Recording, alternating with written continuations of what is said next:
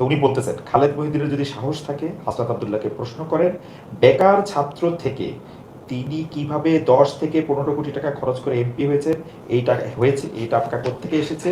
আমার জানা মতে উনার কোনো ইনকাম নেই, উনি একজন চাঁদাবাজ। আমার কাছে মনে হয় না, আপনি দিতে দিলেই ভালো হবে, না লোকে মনে করবে যে আমি। আচ্ছা, এটা হচ্ছে মানে প্রথমত হচ্ছে যে আমার ইনকাম হচ্ছে খুবই স্পষ্ট। আমার ইনকাম নিয়ে কখনোই লুকোচুরি ছিল না। হ্যাঁ, তবে এটা সত্য, আমার ইনকাম নাই কখন, নির্বাচনের পরে আমার সরকারি বেতন ছাড়া আমার কোনো ইনকাম নাই।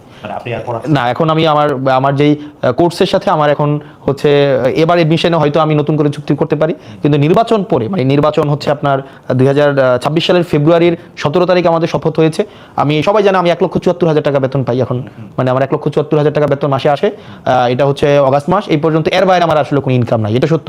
কিন্তু এই নির্বাচনের পূর্বে আমার ইনকাম যদি আপনি দেখতে চান, হচ্ছে জনাব রাজু আহমেদ, আমি আপনাকে বিনীতভাবে বিনয়ের সাথে বলবো আমার ইনকাম খুবই স্পষ্ট স্বচ্ছ। আপনি নেটে সার্চ করলে আমার ইনকাম পাবেন। তবে সেটা 2024-এর পরে না। আমার ইনকাম হচ্ছে আমি 2017 সাল থেকে আমি আমার ব্যক্তিগত আয় আছে, এবং আপনি এটা হচ্ছে আপনি খোঁজ নিতে পারেন, আপনি এটার অডিট করতে পারেন, এটা ট্যাক্স ফাইল আপনি পাবেন। এবং সেটা এমন না যে 2024 সালের ওই আন্দোলনের পরে এগুলো হয়েছে। আমি হুপ প্রকাশনী নামে একটা প্রকাশনী আছে, যেটা এখনো আছে, আমি সেখানে চাকরি করেছি, কাজ করেছি। প্যানাসিয়াতে আমি চাকরি করেছি, আমি ফোকাসে পড়িয়েছি, রেটিনাতে পড়িয়েছি। আমি হচ্ছে আমার নিজের প্রতিষ্ঠান স্কুল অফ এক্সিলেন্স আমার আছে, এবং আমি সেই প্রতিষ্ঠানের যে আমি ওনার, সেটা 2023 সালের জুন মাসে সেটার হচ্ছে ডিড আছে আমার, একদম দলিল বা ট্রেড লাইসেন্স, সেটা 2023 সালের জুন মাসে আমার ট্রেড লাইসেন্স আছে। তো তার মানে হচ্ছে ইনকাম মানে সবসময় ছিল। তো এবার যেটা আসে যে উনি একটা প্রশ্ন, ওনার একটা জায়গা ছিল 10-15 কোটি টাকা নির্বাচন করতে লাগে। এটা অসত্য, মানে হয়তো লাগে 50 কোটি টাকা অনেকে খরচ করেছে, বা 100 কোটি টাকা। প্রধান যে আপনার প্রতিদ্বন্দ্বী হওয়ার কথা, উনি তো নির্বাচনেই ছিলেন। উনার নির্বাচন করতেই মানে উনার ঋণে আছে 100 কোটি টাকা, আমি সেটা বলছি না। অর্থাৎ উনি এবার নির্বাচনের জন্য অযোগ্য হয়েছে, কিন্তু নির্বাচনে তো ছিল। আমার প্রশ্ন হচ্ছে যে উনি যেটা বলেছেন 10 থেকে 15 কোটি টাকা যেই খরচের বিষয়টা, আমার নির্বাচন করতে আমার ব্যক্তিগত পকেট থেকে কোনো টাকা খরচ হয়নি, আমার ব্যক্তিগত পকেট থেকে। কিন্তু নির্বাচন করতে খরচ হয়েছে যেই খরচ মানুষ নিজে দিয়েছে, এবং এটা খুবই স্পষ্ট। না, আপনি তাহলে না, আপনি দেখবেন ওপেন ক্যাম্পেইনে, আর আমি আপনাকে তাহলে দেখাইতে পারবো, ওপেন ক্যাম্পেইনে আমাকে হচ্ছে মানুষ টাকা দিয়েছে, কেউ 50,000, কেউ 1 লাখ, কিছু কিছু ক্ষেত্রে হয়তো ফেরত দিয়েছে। কিন্তু আপনি দেখবেন আমাদের হচ্ছে, এবং হিসাবও আছে, বিদেশ থেকে কেউ 1 লাখ। এবং আমি অনলাইনে কোনো ফান্ড রেজ করিনি আমার নির্বাচনে, আমি অফলাইনে ফান্ড রেজ, অর্থাৎ আমি একটা প্রোগ্রাম করেছি, ওই প্রোগ্রামে এসে মানুষ অংশগ্রহণ করেছে। তো স্বাভাবিকভাবে আমাদের নির্বাচনে খরচের লিমিট ছিল 43 লাখ টাকা, মানে একজন 43 লাখ টাকা খরচ করতে পারবে, বা 37 লাখ টাকা মনে হয় খরচ করতে পারবে। একটু এদিক সেদিক, হ্যাঁ। অর্থাৎ 10 টাকা করে পার ভোটার 10 টাকা করে। আমার ভোটার ছিল 4,13,000 ভোটার ছিল। তো এটা প্র্যাকটিক্যালি আসলে পসিবল না যে আমার হচ্ছে 4,13,000 10 টাকা করে 40 লাখ টাকা। আমরা দেখিয়েছি 43 লাখ টাকা, এবং পার্লামেন্টে এটা নিয়ে কথাও বলবো, এটা কারণ সংসদ সদস্যরা মিথ্যা বলেই পার্লামেন্টে ঢুকে, একদম এটা মানে এটা নিয়ে বলবো। আচ্ছা, এখানে না, ইনস্ট্রুমেন্টাল নির্বাচনে কিছু ইনস্ট্রুমেন্টাল কস্ট আছে, এটা সত্য। ইনস্ট্রুমেন্টাল কস্ট, যেমন আবার পোস্টারিং এ কোনো ইনস্ট্রুমেন্টাল কস্ট ছিল না। যেমন বেশিরভাগ ক্ষেত্রে ইনস্ট্রুমেন্টাল কস্ট কোথায় লাগে, যেমন আপনি ক্যাম্পেইন করাতে আপনি 500 লোক নিয়ে আপনি ক্যাম্পেইন করবেন, তারপর যে মানুষকে খাওয়াবেন, আর কেউ যদি ভোট কিনতে চায় সেটা তো ডিফারেন্ট বিষয়। এবার আসেন আমার জায়গায়, এই জায়গাগুলো হচ্ছে নির্বাচনের খরচের খাত। এবার আমার জায়গায় আসেন, আমি নির্বাচনে কোনো একটাও আমি বড় সমাবেশ করি না, আমি ছোট ছোট উঠান বৈঠক করেছে, এবং উঠান বৈঠকের খরচ ওই এলাকায় যে উঠান বৈঠক করেছে ওই এলাকায় খরচ হয়েছে। তারপর হচ্ছে আমি মানে কাউকে যে ভোট কেনার তো প্রশ্নই আসে না, মানে ভোট কেনার যে টাকা দিয়ে ভোট কেনা। এবং আমার নির্বাচনের বা আমার রাজনীতির যে জায়গাটা বলেন, আমার রাজনীতির একটা গুরুত্বপূর্ণ জায়গা হচ্ছে cost effective politics. Until and unless আপনি রাজনীতির খরচ যদি কমাইতে না পারেন, আপনি কোনোভাবেই দুর্নীতির বাইরে থাকতে পারবেন না। ফর এক্সাম্পল, এইটা হলো আপনি একদম মানে কি বলবো, হেডলাইন করার মতো একটা বলতে, রাজনীতির খরচ যদি কমানো না যায় তাহলে দুর্নীতি কোনোভাবেই বন্ধ করা যাবে না। রাজনীতির খরচটা কি পপুলার ডিমান্ড, মানে লোকে কি এমপি হাসনাত আব্দুল্লাহ এই খরচটা করুক এটা চায়? মানে দেখেন, আমি যদি বলি একদম শুরু থেকে আমার একটা কথা ছিল, আপনি ফ্রিতে ভোট দিলে আপনি ফ্রিতে সার্ভিস পাবেন। ফ্রিতে ভোট দিবেন, ফ্রিতে সার্ভিস নেবেন, সিম্পল। কিন্তু বেশিরভাগ ক্ষেত্রে যেটা হয়, আমার নির্বাচনে যদি 10 কোটি টাকা আমার ইনভেস্ট করতে হয় বা 15 কোটি টাকা ইনভেস্ট করতে হয়, মানে আমি ইনভেস্ট করলাম নির্বাচনে, কি খরচ করলাম, আমি হয়তো এলাকার হচ্ছে ওই কর্মীদেরকে টাকা দিলাম, আমি হচ্ছে ধরেন ভোট কিনলাম, আগের রাতে টাকা পাঠাইলাম, সিএনজি পাঠাইলাম, অটো পাঠাইলাম, খাওয়ার খরচ দিলাম, তাহলে কিন্তু নির্বাচনের পরে আমার প্রথম যে টার্গেটটা হবে সেটা হচ্ছে প্রত্যেকটা কাজের থেকে আমি হচ্ছে কমিশন খাবো। প্রত্যেকটা কাজ থেকে আমাকে কমিশন খাইতে হবে, এবং হচ্ছে দেখা যাবে ওই মসজিদের টাকা আসবে 10 লাখ টাকা, আমি এখান থেকে টাকা খাবো, আমার পিআইইউ থেকে টাকা খাবো, ইঞ্জিনিয়ার থেকে টাকা খাবো, পোস্টিং প্রমোশনের টাকা খাবো, নিয়োগ থেকে টাকা খাবো। যেমন আমাদের এমপিদের কিন্তু কিছু নিয়োগেরও আমাদের কিছু আমরা উপদেষ্টা থাকে নিয়োগ বোর্ডের, ওগুলা থেকে আমি টাকা খাবো। এখন দেখা যাবে এটা একটা ভিশিয়াস সাইকেল, মানে এই সাইকেল থেকে আপনি এসকেপ করতে পারবেন না। এই সাইকেলটাকে ব্রেক করাই ছিল আমার প্রথম টার্গেট। সেজন্য আমি একদম ফ্রম ডে ওয়ান আমি যখন সিদ্ধান্ত নিয়েছি আমি নির্বাচন করব, আমার আসলে আমি যদি 500 ভোটও পাই আমি টাকা খরচ করবো না, একদম ফ্রম ডে ওয়ান, যে আমার টাকা ছাড়া। এখন আপনি প্রশ্ন করতে পারেন যে আপনার টাকা খরচ হয় নাই, কিন্তু টাকা মানুষ খরচ করবে, আমার জন্য মানুষ খরচ করছে, এখন তাকে আমি ফ্রিতে সার্ভিস দিই। এখন আপনাকে একজন এটা ক্ষেত্রে আপনি একটা, আচ্ছা আমার সাউন্ডটা কি ঠিক হয় নাই? এটা বাড়ান যাচ্ছে না, তো বাড়াই দেন। কার্ডের মাধ্যমে। আমি তো জিনিসটা হচ্ছে যে মানে দুইজনের সাউন্ড পাওয়া যাবে না একটা ইয়ার মধ্যে, মানে টেকনোলজির এই অবস্থা। যাই হোক, আমি যেটা বলি, আমি এই জায়গাটা যদি একটু স্পষ্ট করি, আমি একটু প্রশ্নটা করি, তাহলে এটা একটু বোঝা যাওয়ার একটু জায়গা, যে এটাকে একদম পাওয়া যাচ্ছে না, পাওয়া যাচ্ছে একটু কম। আর আমি আমার প্রশ্নটা হচ্ছে হাসান, আমি যেটা জানতে চাই যে ধরে আপনার ক্যাম্পেইনে আমি ধরে নেই যে অঙ্কের সুবিধার্থে 10 লাখ টাকা খরচ হয়েছে, তো সেই 10 লাখ টাকা খরচের মধ্যে আপনার একদল বন্ধু সেই 10 লাখ টাকা দিছে, আর আপনার যারা ভোটার তারাই 10 লাখ টাকা দিছে। এখন আপনি যখন সার্ভিসটা দেন তখন যারা আপনাদের দিছে তাদেরকে আপনি বেশি সার্ভিস দেন কিনা, মানে তারা আপনার বেশি ক্লোজ কিনা, বিকজ তারা তো তাদের এটা করছে এটার মধ্যে। আচ্ছা, ইন্টারেস্টিংলি আমি আগে বলি কি ধরনের সার্ভিস দিতে হয়। মানে ধরেন আপনি যদি টাকা আনেন, ফর এক্সাম্পল আপনি হচ্ছেন ধামতি ইউনিয়নের, হ্যাঁ, আপনি আমাকে নির্বাচনে ফান্ডিং করলেন 20 লাখ টাকা 30 লাখ টাকা আপনি দিলেন, তাহলে কয়েকটা সার্ভিস আপনি আমাকে দিতে হবে, আমি আপনার কাছে লাইবল হয়ে যাব। কি কি দিতে হবে? যেমন আপনার এলাকায় গরু বাজার হবে, তখন দেখা যাবে এই গরু বাজার আপনাকে দিতে হবে আমার, তখন আপনি আমাকে ধরেন ওই আপনার এলাকায় ধরেন কোন একটা নিয়োগ হবে, কাজী নিয়োগ হবে, তখন দেখা যাবে সেইখানে আপনি হচ্ছে ইন্টারফেয়ার করার চেষ্টা করবেন। আপনার এলাকায় একটা জলমহল হচ্ছে আপনার এলাকায় হচ্ছে টেন্ডার হবে, তখন দেখা যাবে আমি সেখানে লাইবল হব।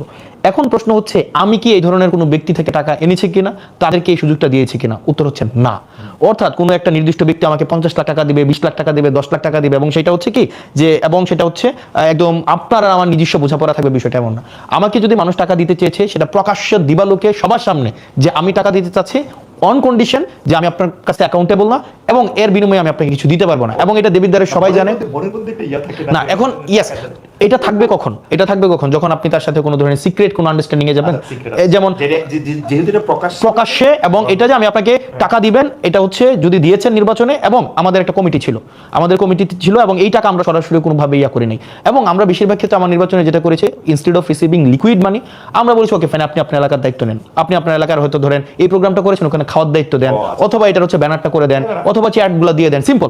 এখানে আমার ব্যক্তিগতভাবে বা আমার পার্টি ব্যক্তিগতভাবে ফ্রম ডে ওয়ান আমরা চেষ্টা করেছি রাজনীতিটাকে হচ্ছে আপনার টাকার বাইরে নিয়ে আসা। আদারওয়াইজ আমি যদি ধরেন টাকা নিতাম, তাহলে এখন কি হইতো, সামনে নির্বাচন আছে, আপনাকে আমার মনোনয়ন দিতে হইতো, গরু বাজার দিতে হইতো, আপনাকে আমার হচ্ছে জলমহল দিতে হইতো, আপনার বাড়ির রাস্তা পাকা করে দিতে হইতো, কাজী নিয়োগে আপনাকে প্রাধান্য দিতে হইতো। এখন দেবিদ্বারে সবাই জানে যে আমি কারো কাছে অ্যাকাউন্টেবল না, একজনের কাছেও না, কারণ আমি যদি কাছ থেকে টাকা নিয়ে নির্বাচন করি নাই, সুতরাং আমার টাকা নিয়ে যদি টাকা কেউ খরচ করে থাকে, আমি তাকে এমন কোনো মানে শর্ত দেই নাই, কমিটমেন্ট দেই নাই যে আপনি আমাকে টাকা খরচ করেন আমি আপনাকে ফেরত দেবো। মোটামুটি ভাবে যতদিন থেকে সাংবাদিকতা করি, মানে 28 বছর ধরে, তখন বেশিরভাগ ক্ষেত্রেই দেখেছি যে কর্মী আর কর্মচারীর মধ্যে তফাৎ নাই। কেউ কোনো রাজনীতিবিদ বলতেছেন যে এরা আমার কর্মী হইলো, এরা আচরণ করতেছেন হচ্ছে কর্মচারীর মতো, যে একটা টাকা চাচ্ছেন, একটা বেতন চাচ্ছেন। এটা খুবই ফ্রাস্ট্রেটিং লাগে, কারণ আমি যখন কোনো একটা আমার পলিটি থেকে কেউ একটা টাকা নেয়, আপনার কথাটাতে আমি আরো বেশি এটা প্রমাণ পেলাম, মানে আপনি তো টাকাটা নিজের পকেট থেকে দিবেন না, আপনি পলিটির টাকাটাই কিন্তু আবার নিবেন, আপনি টাকাটা নিবেন, এবং যে কোনো নেয়া দেওয়ার ক্ষেত্রেই আপনি যদি 5 টাকা ওনাদেরকে দেন, আপনি আসলে 15 টাকা ওনাদের থেকে নিয়ে নেবেন। তো সেইটা ওনাদের জন্য কিন্তু আসলে সস্তা পড়ে যদি ওনারা, এটা এক ধরনের প্রায়োরিটি ইনভেস্টমেন্ট। আপনাকে ইনভেস্ট করছে, আপনি হচ্ছে কেউ অনার চায়, কেউ পদ চায়, কেউ টাকা চায়, আপনি কোন ফর্মে, 3টা ফর্মে হচ্ছে আপনি ফেরত দিবেন। কেউ তো হয়তো আপনি তাকে সম্মান দিয়ে কোনো একটা পদ দিবেন, অথবা তাকে কোনো ফর্মে তাকে হচ্ছে অ্যাকোমোডেট করবেন, অথবা তাকে কোনো একটা ব্যবসা পাতি দিবেন। আপনি আমাদের বিদ্যালয়ে খুঁজে নিতে পারেন, এটা যেহেতু পাবলিক প্রোগ্রাম সবাই জানে, এবং এখন অ্যাক্সেস টু ইনফরমেশন সবার কাছে আছে, প্রশাসনিক ট্রান্সপারেন্সি আছে। আপনি দেখবেন আমি কোনো বিষয় মানে সব কিছু, এটা পলিসি যেটা হওয়ার কথা ওভাবেই হবে, যে কেউ আমরা টেন্ডার ম্যানিপুলেশন করতে যাওয়া, কাউকে নির্দিষ্টভাবে কাজ দিয়ে দেওয়া, এই বিষয়গুলোর আমি এগুলোর আমার কোনো কিছু লাইবিলিটি নাই। ইভেন আমার কর্মীদের কাছে আমি কোনো কমিটেড না, যে আপনি যেহেতু আমার জন্য নির্বাচনে, যেমন আমি হচ্ছে নির্বাচনের ইমিডিয়েট পরপরই আমি একটা প্রবলেম ফেস করি, সেটা হচ্ছে যে আপনার দুজন লোক আসে যে তার মেয়ে হচ্ছে এসএসসিতে ফেল করেছে, তো তার ফর্ম ফিল আপটা যেন আমি টেস্টে ফেল করেছে, তার ফর্ম ফিল আপটা করার জন্য যেন আমি হচ্ছে হেডমাস্টারকে বলে দিই। তো আমি বললাম এটা কেন বলবো, কারণ স্কুলের তো নিয়ম আছে, ফেল করলে তাকে অ্যালাউ করবে না। তখন উনি বললো আমি তো আপনার জন্য নির্বাচনে কাজ করছি। তা আমার প্রশ্ন হচ্ছে যে আমি তো আপনাকে এই কমিটমেন্ট দেই নাই যে আপনি আমার জন্য নির্বাচনে কাজ করলে আপনার মেয়ের ফর্ম ফিল আপ আমি ফেল করলেও করাই দিব। বরং এটা হইতে পারতো যে কিছু টাকা যদি আপনি টাকার দিতে পারছেন না, 10,000 টাকা হয়তো ফর্ম ফিল আপ, এই ক্ষেত্রে তো আমরা রিকোয়েস্ট করতে পারতাম। এটা আমাদের একজন জনপ্রতিনিধি হিসাবে এটা আমাদের একটা মানে এই যে পজিটিভ ভাবে অ্যাপ্রোচ করার, এটা অন্তত আপনি এক্সপেক্ট করতে পারেন আমার কাছ থেকে। তো সবাই এই এক্সপেকটেশনটা করে, তবে আমি এই জায়গাটা আস্তে আস্তে এটার লাগাম টানার চেষ্টা করছি, কারণ জনপ্রতিনিধি থেকে আপনি যত বেশি এক্সপেকটেশন রাখবেন, আনফেয়ার এক্সপেকটেশন, যেমন কিছুদিন আগে আমার এলাকায় একটা কাজী নিয়োগ হয়েছে। কাজী নিয়োগে সবার একটা প্রত্যাশা ছিল যে কাজী হয়তো আপনার দেখা যাবে বিভিন্ন দল থেকে তদবির আসা শুরু হয়েছে, কিন্তু আমরা আমাদের জায়গায় রিজিড ছিলাম যে পরীক্ষায় ভালো করবে, ভাইবাতে ভালো করবে, আমরা তাকেই হচ্ছে নিয়োগ দিব। তো ভাইবাতে যে ভালো করেছে 10 জন। কাজী নিয়োগের অথরিটিকে, কাজী নিয়োগের একটা বোর্ড থাকে, 5 জনের বোর্ড। এখানে যিনি সংসদ সদস্য থাকে তিনি থাকেন উপদেষ্টা, তারপরে ইউনো থাকেন, সাব রেজিস্ট্রার থাকেন। পর্যন্ত কি এমপির কথাতেই আসলে মানে ফাইনাল? এখানে যেহেতু আপনি যেটা বললেন এমপি কি আসলে ফাইনাল এটা দিতে পারেন, হ্যাঁ। হায়ারার্কি যেহেতু দেখেন আপনি স্বাভাবিকভাবে আপনার ওয়ারেন্ট অফ প্রেসিডেন্সি আমি 13, একজন ধরেন এখানে একজন ইউনো যিনি আছেন, হ্যাঁ, উনি স্বাভাবিকভাবে ওয়ারেন্ট অফ প্রেসিডেন্সের নাই। তো এখানে ভাইভা বোর্ডে কে আছে? একজন ইউনো থাকেন। আমি এমনি জানতে প্র্যাকটিসটা হচ্ছে কি, ধরেন ওয়ারেন্ট অফ প্রেসিডেন্সি একজন অ্যাসিস্ট্যান্ট জজও নাই, হ্যাঁ, কিন্তু অ্যাসিস্ট্যান্ট জজের যে ক্ষমতা আছে সেটা আবার এমপি সাহেবের নাই, ট্রু। কারণ উনি বিচার করেন। আবার জুরিসডিকশন যদি আপনি চিন্তা করেন, একজন থানার ওসির যে জুরিসডিকশন সেটা একজন আইজির নাই, ট্রু। মানে এইভাবেই কিন্তু এটা হচ্ছে কি অনেক বছর ধরে প্র্যাকটিস হয়ে আসছে, কারণ এটা যেহেতু আমাদের রেজুলেশনে যাবে। আমি জাস্ট ক্লিয়ার করি। তো দেখা গিয়েছে যে আপনার স্বাভাবিকভাবেই এমপি যেটা চায় স্বাভাবিকভাবেই এটা হয়ে থাকে, কিন্তু আমরা এটা চাই না, কারণ এটা প্র্যাকটিস। থিওরি হওয়ার কথা ছিল কি, বা আদর্শিক জায়গাটা কি হচ্ছে, একদম আইডিয়াল সিচুয়েশনে যে ক্যাপাবল তাকে 5 জন মিলে হচ্ছে রেফার করবে, কারণ এটা 5 জনেরই সিগনেচার লাগবে। সাব রেজিস্ট্রার সিগনেচার করবে, সংশ্লিষ্ট ইউনিয়নের চেয়ারম্যান সিগনেচার করবে, এমপি সিগনেচার করবে এবং ইউনো সিগনেচার করবে। আমরা ওই ভাইবা বোর্ডে যে সবচেয়ে ভালো করেছে তার কোনো রেফারেন্স ছিল না, আমরা তাকে রেফার করেছি। তো সেই জায়গা থেকে, কারণ আমি কারো কাছে অ্যাকাউন্টেবল না। ইভেন আগামী বছর যদি মানুষ আমাকে ভোট নাও দেয়, যে অনেকে হয়তো ভাবছিল যে হয়তো কিছু ইলিসিট সুবিধা সে আমার কাছ থেকে পাবে, সে হয়তো ভাবছে যে হাসান ভাইয়ের ভোট দিয়ে হয়তো ভুল করছি, আমাকে তো কোনোভাবে অ্যাকোমোডেট করছে না, আগামী বছর ভোট না দিলে জনপ্রতিনিধিত্ব করবো না। এর মানে এই না যে আমার একদম লাইবিলিটি আছে যে আমাকে নির্বাচিত হইতেই হবে আবার টাকা খরচ করে, এই ধরনের কোনো বাধ্যবাধকতা না।